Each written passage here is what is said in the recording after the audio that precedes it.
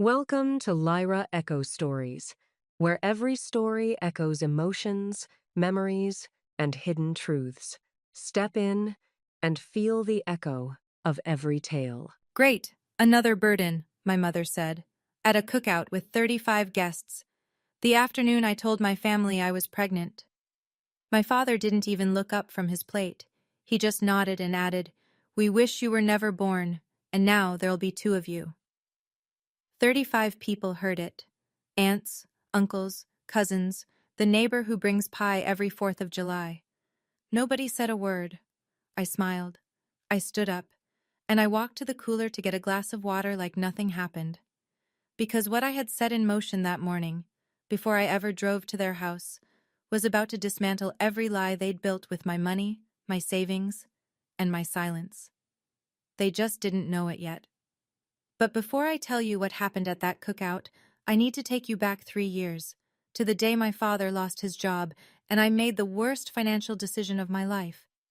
Before I go on, please take a moment to like and subscribe, but only if you genuinely connect with this story. Drop your location and what time it is where you are right now.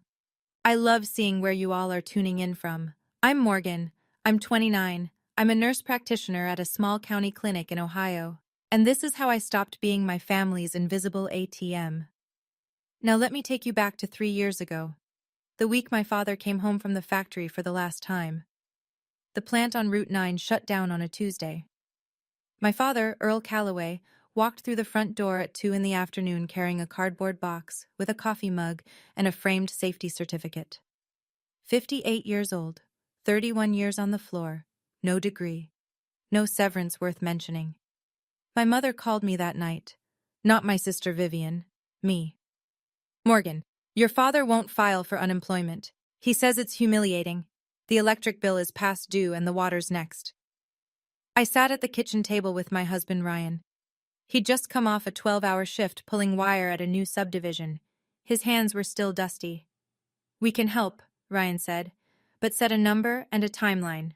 So I did. $800 a month, 1 year. That was the agreement.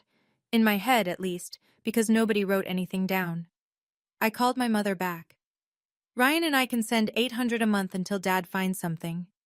My father got on the line. His voice was low and tight, the way it gets when pride is doing the talking. "Don't tell anyone. I don't want the family knowing I'm taking money from my daughter." I promised. That was my first mistake. Because a month later, I was on the phone with my Aunt Ruth, my mother's older sister. And she mentioned how relieved she was that Dad's disability settlement had come through. That the family could breathe again. Disability settlement. My father never filed for disability. He never filed for anything. I sat with the phone pressed to my ear and said nothing. $800 a month was supposed to last 1 year. 3 years later, I was still sending it. I set the number. I forgot the timeline. The favoritism wasn't new. It was just the wallpaper of my childhood. So constant, I stopped noticing it. When Vivian graduated college, my parents threw a party. Streamers on the mailbox. A sheet cake from the bakery downtown that said Our Star. 40 people in the backyard.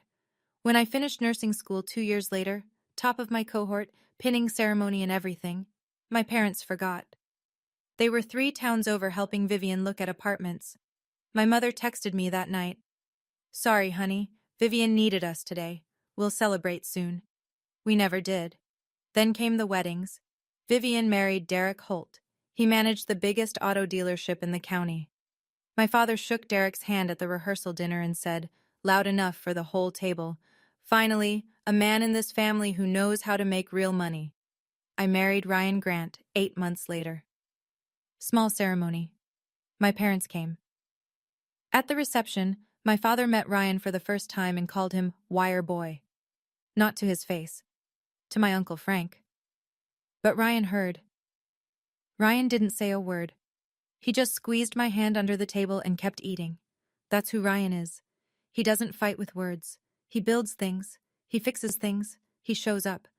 But from that night forward, every family dinner, every holiday, every phone call, it was always Vivian. Vivian's promotion. Vivian's new car. Derek's dealership numbers. And Morgan? Morgan's fine. Morgan's busy. Morgan doesn't need anything. Except I was the one wiring $800 on the first of every month so the lights stayed on. Then my father asked me for something bigger, and I said yes, because that's what I did back then. I said yes. It started with the car. My father's truck died 6 months after the plant closed. He needed wheels to get to job interviews, or so he said. He went to the credit union, but his credit was wrecked. Morgan, I just need a cosigner. I'll make every payment. Ryan looked at me across the kitchen. He didn't say no, but his jaw tightened the way it does when he's holding something back. I signed anyway. That was chain number 2 around my neck. If my father missed a payment, my credit score would tank. And Ryan and I were saving to buy a house before starting a family. Then came the church roof. Our church on Elm Street had a leak that ran all winter. My mother sat at Sunday dinner, dabbing her eyes. The pastor says they need $5,000 or the whole sanctuary ceiling comes down. Nobody stepped up. It breaks my heart. I transferred $5,000 to the church account that Monday, under the name Calloway Family, because my mother asked me to. The following Sunday, Pastor Mike Brennan thanked the Calloway family from the pulpit. My mother stood. My father nodded along from the pew. I sat in the 3rd row and said nothing. And then there was the land. My grandmother, my mother's mother, owned a small parcel behind my parents' house, 4/10 of an acre on Maple Street. Before she passed 5 years ago, she told me and Aunt Ruth both, "This land is for Morgan. She'll need it." But Grandma never wrote a will, and after she died, the deed sat in legal limbo. My parents held the property. Every time I asked about transferring it, my mother had the same answer. "Not now, Morgan. You're being selfish." The letter came on a Wednesday. My friend Jess still lived at my old apartment, the one I had before Ryan and I got our place. A piece of mail showed up with my name on it, forwarded from the bank. Jess called me at the clinic between patients. "Morg, you got something from First National. Looks official." I picked it up after my shift, sat in my car in Jess's driveway and tore it open. Account closure notice. Savings account ending in 4471. Final balance, $0.00. I stared at it so long the streetlight came on. That account was opened when I was 6. My father set it up. A joint account, his name and mine. Every birthday check from Grandma went in there. Every dollar I earned bagging groceries in high school. Every bit of graduation money. By the time I turned 18, there was just over $14,000 in that account. I never touched it. I thought of it as a safety net, something solid underneath everything else. I called the bank the next morning. The customer service agent pulled up the records and confirmed it in a flat, professional tone. The account was closed 7 months ago. A withdrawal of $14,216 was made by the joint account holder. 7 months ago. I did the math twice. 7 months ago was exactly 1 month before Vivian and Derek closed on their new house. I sat in my car in the clinic parking lot, engine off, hands on the wheel. $14,000. 18 years of birthday cards and summer jobs. Gone in a single withdrawal I never authorized. And technically didn't need to, because my father's name was on the account. He didn't steal it, not legally, but he took it. I called my mother that evening. I kept my voice steady, the way I do with difficult patients at the clinic. Calm. Clinical. "Mom, my savings account. The one Dad opened when I was 6. Someone withdrew $14,000. A pause. 1 second. 2. "What account? That thing closed years ago, Morgan." "I have the letter. It closed 7 months ago. The full amount was withdrawn." Another pause. Then her voice shifted. Not defensive, offensive. "You're calling to interrogate your own parents? After everything we've done for you? Your father and I raised you, fed you, kept a roof over your head for 18 years. A few $1,000s and you act like we robbed a bank." "It was $14,000, Mom. And how much did it cost to raise you? Do you want me to pull out receipts?" I closed my eyes. I could hear the TV in the background on her end. A game show. Audience clapping. The money went to Vivian's down payment, didn't it? "I don't know what you're talking about. Vivian and Derek saved for that house themselves. Your father and I helped from our own savings, which is none of your business." She hung up. I sat on the edge of my bed. Ryan was in the doorway, arms crossed. He'd heard every word. I hadn't put her on speaker. She was just that loud. "Morgan," he said. I looked up. Enough. 2 words. That's all he said. And the way he said them, not angry, not pleading, just certain. Something in my chest cracked open. Because he was right. I wasn't choosing between my family and myself anymore.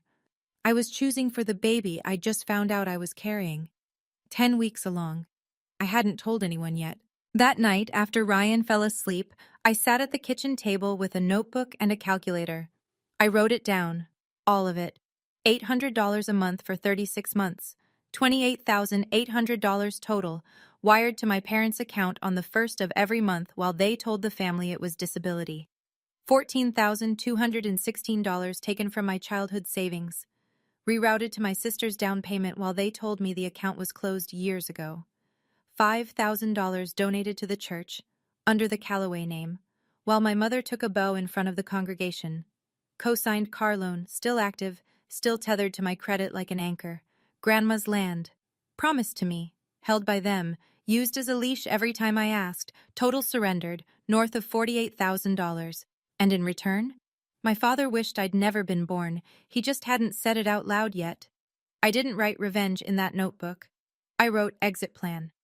Step 1. Call the credit union about removing my name from the car loan. The officer said it could be done. Either Dad refinanced a loan, or I paid off the remaining balance and closed it out. Remaining balance, $3,200.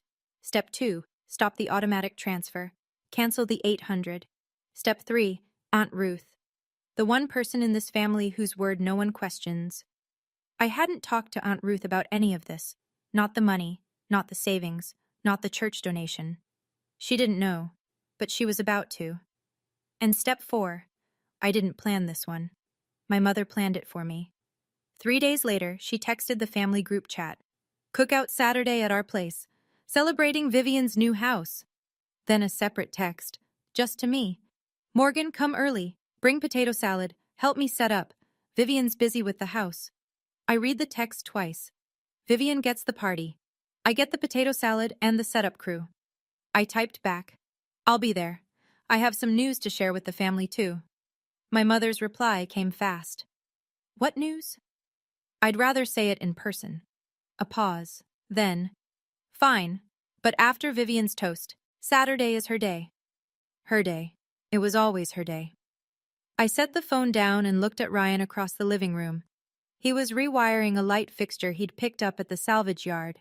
Something for the nursery we couldn't afford to build yet. You sure you want to do this there? He asked without looking up. I want witnesses. He nodded once, went back to stripping wire.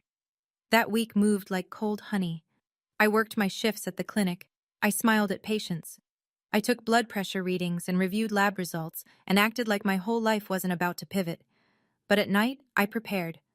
I pulled up the email confirmation from when I'd transferred $5,000 to the church. The bank's automated receipt sent to my inbox. Sender, First National Bank.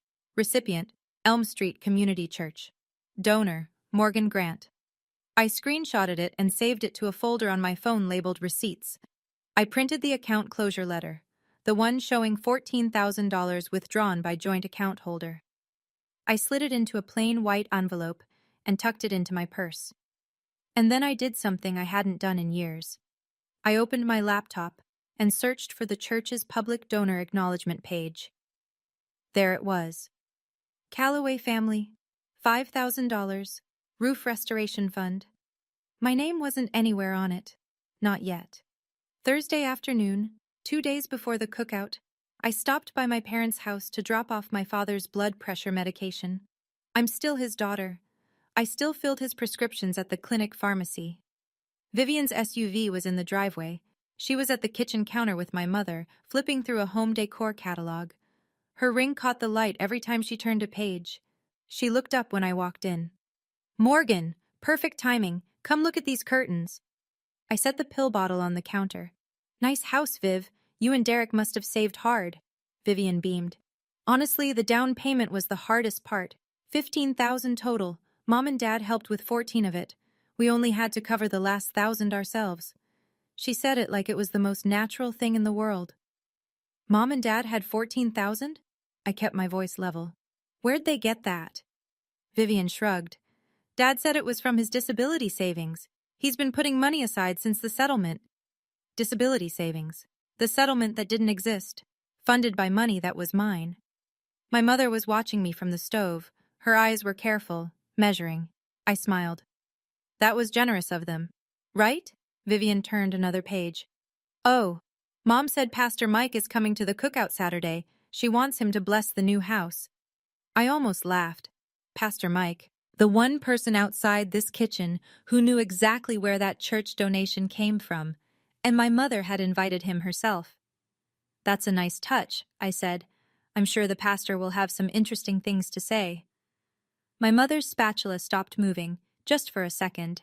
Then she went back to stirring. I picked up my purse and left. Friday morning, one day before the cookout. I walked into the credit union on Main Street at 9 sharp. The loan officer, a woman named Pam with reading glasses on a beaded chain, pulled up the account. The vehicle loan under Earl Calloway. You're listed as co-signer. She scrolled through the file. Remaining balance is $3,214. I want to pay it off, today, and remove my name from the loan entirely. Pam looked at me over her glasses. You understand that once paid in full, the lien is released. The vehicle title goes solely to the primary borrower. I understand. And you're sure? I'm sure. Ryan and I had talked about it the night before. $3,000 was the money we'd been putting aside for a crib and changing table and all the things you need when you're about to become parents. We'd figure that part out later. Second-hand, borrowed. It didn't matter. Pay it, Ryan had said. Same way he said everything important. Quiet and final. Buy your freedom. I wrote the check. Pam processed it. She printed a release form and I signed it. Clean signature, steady hand. You're all set, Mrs. Grant. Mr. Calloway will receive notification by mail within 5 to 7 business days. After the cookout.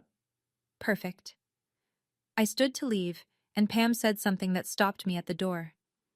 You know, you're the second Calloway in here this month. I turned. What do you mean? She caught herself, shook her head. I'm sorry. I can't discuss other clients' business. I nodded, walked out into the parking lot, sat in my car. The second Calloway this month. My father had been here, recently. For what? I didn't know yet. But I filed it away, right next to the envelope in my purse. Friday evening, I sat on the back porch with my phone and a glass of water. Ryan was inside making dinner. His turn, and he wouldn't let me argue. I dialed Aunt Ruth. She picked up on the second ring. Morgan, it's been too long, sweetheart. Aunt Ruth, I need to tell you something. It's not small. Silence on her end. Then, go ahead. I told her everything. Not fast, not emotional, just the facts laid out in order the way a nurse charts a patient history. The $800 a month for 3 years, the disability lie, the savings account, $14,000, the church roof donation, and my mother taking credit, the co-signed car loan my father held over my head. I could hear Aunt Ruth breathing, steady, like she was measuring each word I said against something she already suspected. When I finished, she was quiet for a long time. Your mother told me your father got a disability settlement. He never filed for disability, Aunt Ruth. He never filed for anything. And the $14,000, that was the account your grandmother started. Yes, ma'am. Another silence. I heard a chair creak, like she was sitting down heavily. What do you want me to do, Morgan? Nothing. I don't want you to do anything. I just need one person in this family to know the truth, in case it matters tomorrow. Tomorrow? The cookout. A pause. When Aunt Ruth spoke again, her voice had changed. Not louder, harder. I'll be at that cookout, Morgan, and I'll be listening. She didn't promise to speak up. She didn't promise to take sides. She just said she'd be there and she'd listen. But anyone who knows Aunt Ruth, retired teacher, 32 years in a classroom, raised 4 kids alone after Uncle Bill passed, knows that when she listens, what comes next shakes the room. Later that night, I opened my laptop and composed an email to Pastor Mike Brennan. I'd known Pastor Mike since I was 12. He baptized me. He married Ryan and me. He was a good man, careful with people's privacy, honest when it counted. I wrote, Pastor Mike, I want to thank you for keeping my donation private all this time, but I'd like to update the church records to reflect the actual donor, Morgan Grant, not the Calloway family. I'll explain when the time is right. Thank you for everything. His reply came within the hour, faster than I expected from a man who still printed his sermons on paper. Morgan, I've always known. The bank transfer had your name. I respected your wishes. I'll update our records this week, and Linda invited me to the cookout Saturday. I'll see you there. Then a second email, 3 minutes later. One more thing. Linda asked me to publicly thank the Calloway family again at the cookout for the church roof donation. I assume you'd like me to handle that differently now? I typed 2 sentences back. Just tell the truth, Pastor. That's all I've ever wanted. I closed the laptop, walked to the bathroom, splashed cold water on my face, and looked in the mirror. Then I picked up my phone and opened the banking app. The automatic transfer, $800, first of every month, to Earl and Linda Calloway's joint checking, was set to go in 6 days. I pressed cancel. 3 years, 36 payments, $28,800. Done. I didn't cancel out of anger. I canceled because I couldn't keep funding people who would call my child a burden. That's not revenge. That's math. And tomorrow was Saturday. Saturday morning, cookout day. I woke at 6. Ryan was already up. Coffee made, work boots by the door even though he wasn't working today. Old habit. I stood in the kitchen and made the potato salad. Because I'd promised. And because Morgan Calloway, Morgan Grant, keeps her word. Even when nobody else does. Ryan leaned against the counter, watching me dice eggs. We're still going? We're still going, last time. He nodded. Didn't ask what that meant. He already knew. I got dressed. A simple sundress, blue with white flowers, flat sandals, no jewelry except my wedding ring. I didn't do my makeup any differently than a regular Saturday. This wasn't a performance. This was an ending. I slid my phone into my purse, the one with the screenshots saved in a folder labeled Receipts. I tucked the white envelope next to it. The bank's account closure notice, $14,000. Earl Calloway, joint holder. Ryan drove. Neither of us turned on the radio. The road between our apartment and my parents' house is 11 minutes of county highway lined with cornfields and telephone poles. I watched them pass. My hand rested on my stomach. We pulled up at 1:45. A few cars already in the driveway. Uncle Frank's pickup. Aunt Ruth's sedan. She was already here. Good. My mother appeared at the front door before I'd closed the car door. You're late. The tables aren't set up. The cooler needs ice. Come inside. No hello. No how are you, Morgan? Not even a glance at Ryan. I carried the potato salad through the front door and into the kitchen. And there, taped to the refrigerator, was a blown-up photo of Vivian and Derek standing in front of their new house. Gold glitter letters above it. Congratulations. Next to it, nothing.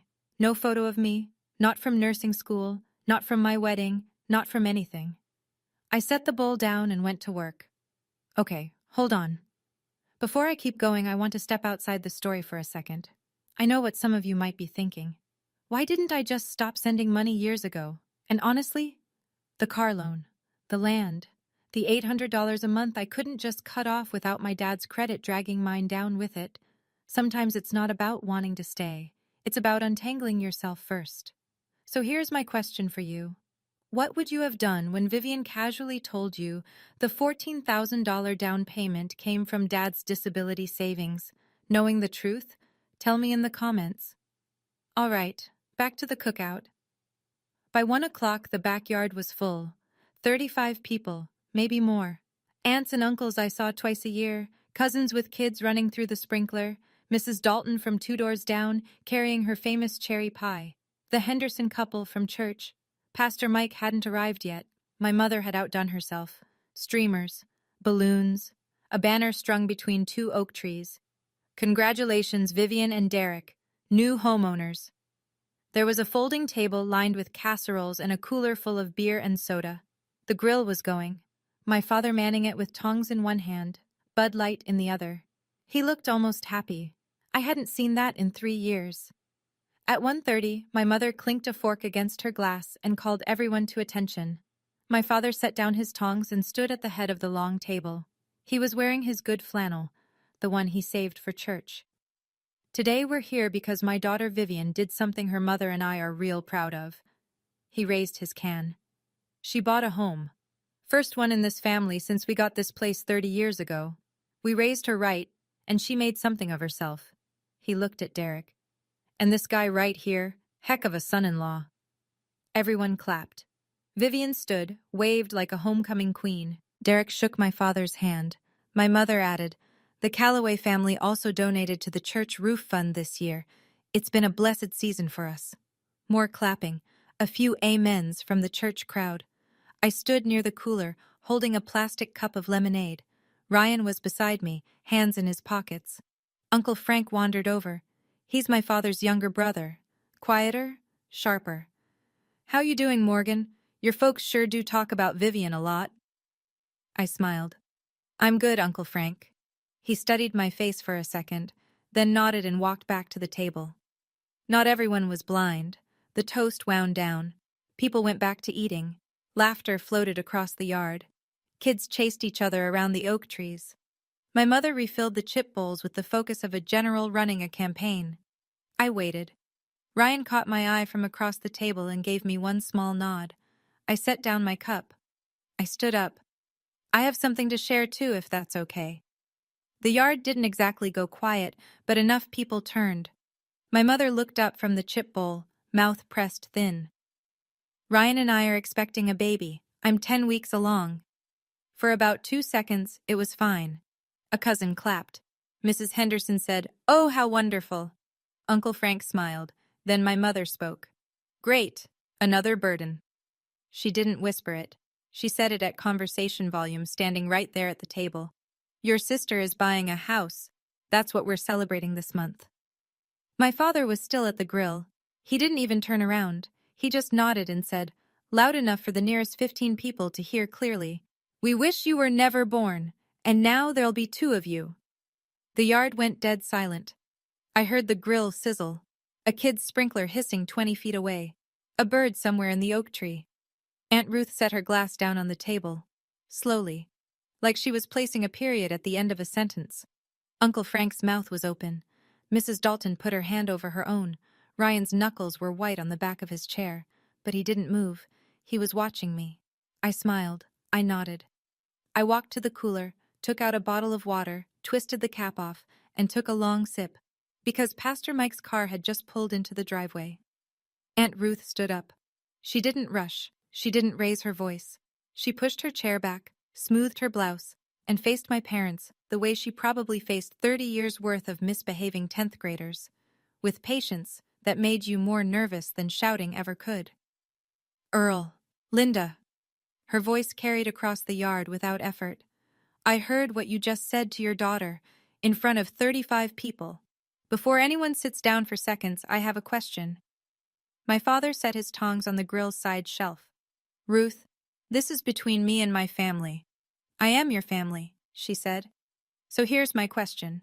The disability settlement Linda told me about last year. Earl, when exactly did you file for disability?" He didn't answer. His mouth opened, then closed. My mother stepped forward, voice pitching high. "Ruth, it's not related. We're having a party." "It is related." Aunt Ruth didn't blink. "Because if there's no disability settlement, then who's been paying your electric bill for 3 years? The silence that followed was a different kind than before. Before, it was shock.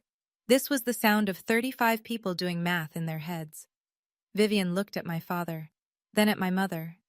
Her smile from the toast was gone. Derek stood very still beside Vivian, arms at his sides.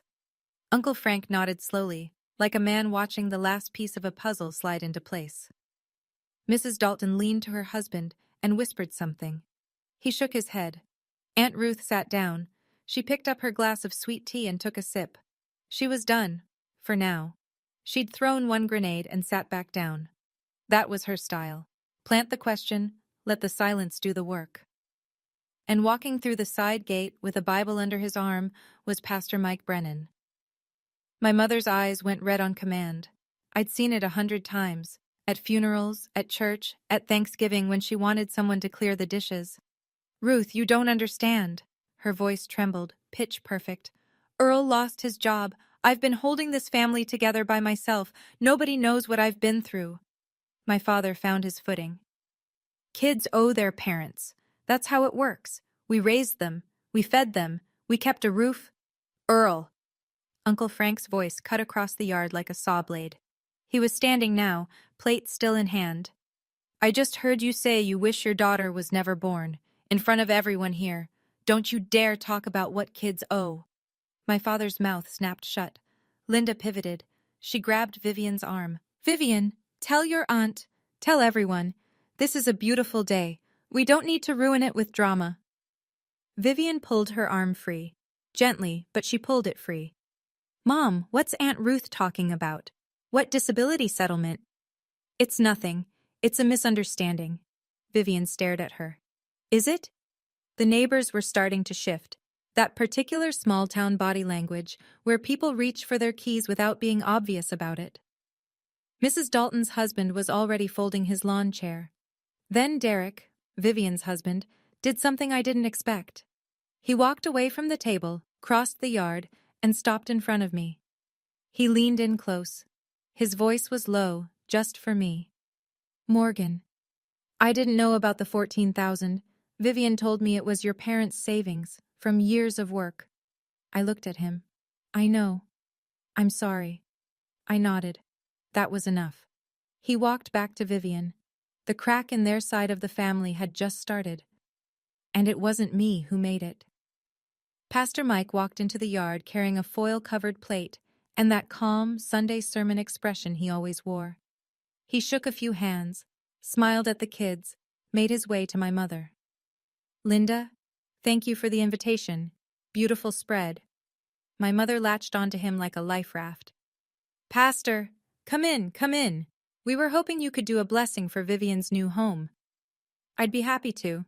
He set his plate on the table. But first, Linda, you mentioned wanting me to thank the family publicly for the church roof donation. I want to do that properly. My mother's posture lifted. She smoothed her hair, ready for her bow. Pastor Mike turned to the yard. 30-something people, half of them still processing what Aunt Ruth had just dropped. Folks, quick word. As many of you know, our church roof needed major repair last year. $5,000. One donor covered the entire cost. He paused. Then he looked directly at me. Morgan, thank you. Your generosity kept our sanctuary from leaking all winter. My mother's face didn't change right away. It was like watching a screen freeze. Everything still there, but nothing moving behind it. Then it hit her. Well, Morgan is my daughter, she said, laughing in that bright way she uses at church functions. So it's still the Calloway family, really. Mrs. Dalton spoke from her folding chair. Linda, last month at Quilting Circle, you said the donation was from you and Earl. That's what I meant. Morgan is part of... You stood up in church, Aunt Ruth said, not loud, not soft. You stood up and took the bow. You didn't mention Morgan's name once. My mother looked at me. I was standing by the cooler, water bottle in hand. I didn't say a word. I didn't need to. My father tried to regain ground. He stepped away from the grill, jaw set. One church donation. Fine. She wants credit, she can have it. But that doesn't change the fact that we raised her. 18 years. I set my water bottle down. You're right, Dad. You raised me for 18 years. My voice was even. No shake, no edge. And I've been paying you back for the last 3. He stared at me. $800 a month, I said, wired to your checking account on the 1st of every month, for 36 months. That's $28,800. The yard didn't make a sound. Even the kids had stopped running. There is no disability settlement, Aunt Ruth. I looked at her. That money was from me. My bank statements show every transfer, dated and documented. My mother's hand went to her throat. Morgan, what are you doing? Are you trying to destroy this family? I'm not destroying anything, Mom. I'm just done building it for you. Uncle Frank turned to my father. His voice was loud enough that the Hendersons at the far table heard every word. $30,000, Earl, and you told her you wish she was never born. Vivian grabbed Derek's arm. Dad, 800 a month? You told me that was disability money. My father didn't answer. He picked up his beer, stared at it, and set it back down. The grill popped behind him. Smoke curled into the afternoon air. Somewhere on the street, a lawnmower started up, the rest of the world carrying on like nothing was happening. But in that backyard, the Calloway family portrait my mother had been painting for 40 years was dissolving in real time. And I still had the envelope in my purse. I reached into my purse. No dramatic pause, no speech. I pulled out the white envelope and set it on the table in front of Vivian. One more thing. Vivian looked at the envelope like it might bite her. When I was 6 years old, Dad opened a savings account in both our names. Grandma put money in it every birthday. I added to it through high school. By the time I turned 18, there was over $14,000. I looked at my father. 7 months ago, you withdrew every cent. Vivian opened the envelope. She read the bank notice. I watched her lips move as she scanned the final balance line. $0.00. Her face went white. Derek stood up from the table. He looked at my father the way you look at someone who's been lying to you for months. You told us that was your savings, Earl, from years of hard work. My father's chin came up. That account had my name on it. That money was mine. That money was from our mother. Aunt Ruth's voice was iron. From your mother-in-law. From Morgan. I was there when she gave it, Earl. Every single birthday. My mother started crying. Not the controlled kind from earlier. The real kind. The kind that comes when the audience you've been performing for finally sees behind the curtain. Half the guests were on their feet now. The Hendersons had already left. Mrs. Dalton was folding her chair but not leaving. She wanted to see how this ended. Uncle Frank stood with his arms crossed, shaking his head. Vivian set the letter down. Her hand was trembling. "Mom," she said, "is this true?" My mother didn't answer. She just cried harder. That was all the answer anyone needed. I didn't sit down. I didn't need to. This was going to be short. Dad? Mom? I looked at them both. My voice was the same one I use when I tell a patient that the test results came back and we need to talk. Calm, clear, no room for bargaining. I canceled the $800 transfer last week. It's done. And I paid off the car loan yesterday. My name is off it. From next month, those payments are yours. My father's face went from red to pale in about 2 seconds. You can't just... I can, because it was my money and my name. My mother tried one more play, the big one. Morgan, if you walk away from this family now, don't ever come back. I let that sentence land. Let it sit there in front of 30 people like a grenade with the pin pulled. Then I said, you told me you wish I was never born, so I'm going to live like I don't exist to you. No $800, no co-signed loans, no potato salad. Somebody, I think it was Mrs. Dalton, let out a small sound, almost like a laugh she caught in her hand. Ryan stepped up beside me. He didn't say anything. He just put his hand on my back. Steady. Warm. I looked at the yard, the deflating balloons, the congratulations banners starting to sag on one end. Uncle Frank, Aunt Ruth, the cousins who'd been watching this whole thing unfold like a play none of them bought tickets for. I'm sorry this happened at a party, I said. Ryan and I are going to head home. We walked through the side gate. I didn't slam it. I didn't turn around. Ryan opened the car door for me. I sat down, buckled my seatbelt, and put my hands on my stomach. We drove home in silence. But it was a different silence than the drive there. This one was clean. Pause. I want to be real with you for a second. Walking away from that cookout was not some triumphant movie moment. My hands were shaking. I was 10 weeks pregnant and my father had just told 35 people he wished I'd never been born. But I kept thinking about my baby, and what kind of mother I'd be if I sat back down and ate potato salad after that. So tell me honestly, do you think I pulled the trigger on everything too hard, too fast? The money, the cosign, the church truth, all at once? Or should I have done it sooner? Let me know in the comments. Okay, here's what happened the week after. Monday morning, my father opened his mailbox and found the letter from the credit union. Loan paid in full. Cosigner removed. Vehicle title transferred to sole borrower, Earl Calloway. Which sounds fine, except now Earl was the only name on a loan history tied to a credit score that couldn't support a library card, let alone a truck payment. The credit union sent a follow-up notice. Based on his current financial profile, they recommended he secure a new cosigner or risk reclassification on future credit applications. Nobody in the family was lining up. Tuesday, my mother checked the bank account. No $800 deposit. She checked again Wednesday. Nothing. She called me. I let it ring. She called Ryan. He answered, because Ryan always answers, even when he doesn't want to. Linda, Morgan said what she needed to say Saturday. We're not available. He hung up. Not rude, just done. Thursday, my mother called Aunt Ruth. I know this because Aunt Ruth told me later. She gave me the conversation almost word for word. Ruth, Morgan is tearing this family apart. She humiliated us at the cookout. She's punishing us for nothing. Aunt Ruth's reply. Linda, you told your daughter you wished she was never born, in front of 35 people. Don't call me about betrayal. My mother hung up on her own sister, but the call I didn't expect came Thursday evening. Vivian. Her voice sounded different. Not the golden child lilt, something thinner, more careful. Morgan, Derek says if the down payment came from your account, he wants to pay it back. He won't start our life in a house bought with stolen money. I leaned against the kitchen counter. Vivian, that's between you and Derek. It's between all of us. And I'm sorry. It was the first time she'd ever said that to me. Derek and I met at the diner on 5th Street the following Saturday. Neutral ground. Just the two of us in a corner booth, coffee between us. He looked tired. Not angry.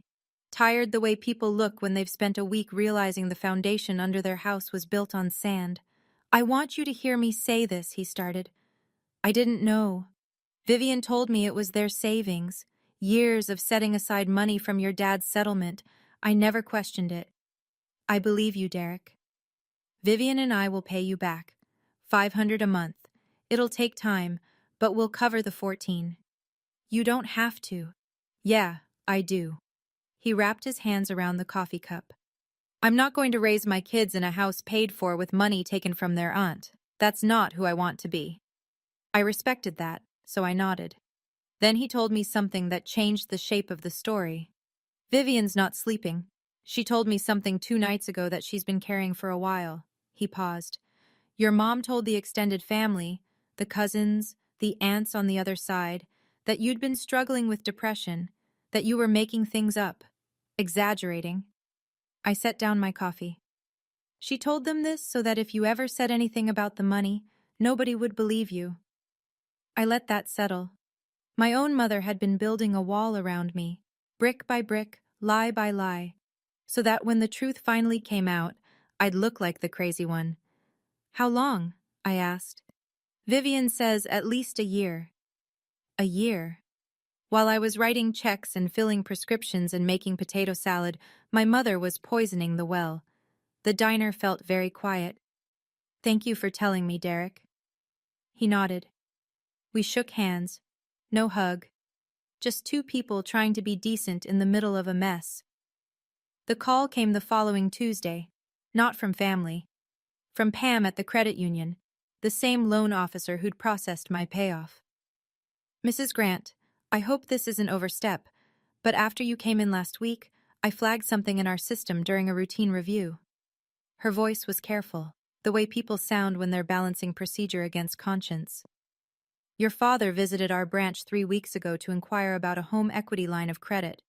He doesn't own a home outright, the mortgage is still not on the house, on a parcel of land, 4/10 of an acre on Maple Street. My grandmother's land. I gripped the phone tighter. He can't do that. The deed isn't in his name. You're correct, which is why the application didn't proceed. The property is still in probate, but I thought you should know the inquiry was made. I thanked her and hung up. Then I sat very still in my car outside the clinic and let it sink in. My father hadn't just taken my past, the savings account, the years of monthly checks, the church donation, the credit score leverage. He'd been trying to take my future too. Grandma's land, the only thing she'd ever meant to leave me, and he'd walked into the credit union to see if he could borrow against it. If I hadn't gone to that credit union to pay off the car loan, Pam would never have flagged Earl's inquiry. I would never have known. That evening, I called Aunt Ruth again. He tried to take the land, I said. A long breath, then, call a lawyer, Morgan. I'll be your witness. Your grandmother wanted that land for you. I'll say it under oath if I have to. I called a real estate attorney the next morning. He wasn't just stealing my past, he was trying to mortgage my future. Small towns don't need newspapers. They have Mrs. Dalton. By the following Sunday, the story had moved through every circle in town. Quilting group, church coffee hour, the checkout line at Harrison's Market. Not because anyone was cruel about it, because 35 people saw what happened at that cookout, and 35 people have families of their own. My mother showed up at church the next week. She walked to her usual pew, third row, left side, the one she'd sat in for 20 years. It was occupied. 2 women from the choir had gotten there early. Nobody said, "You cannot sit here." They didn't have to. The message was in the silence. The thank you plaque in the church lobby had been updated. Where it once read, Calloway Family, $5,000, Roof Restoration Fund, it now said, Morgan Grant. My mother saw it. She took my father by the elbow and they left before the first hymn. At the post office, Mr. Henderson, who'd been at the cookout and left early, ran into my father. His version of small talk landed like a brick. "Heard your youngest was the one covering the bills, Earl. Everything all right at home?" My father said nothing, walked to his truck, drove away. At Harrison's Market, Linda stopped going to her usual Thursday shift as a volunteer shelf stalker. Too many familiar faces, too many careful silences.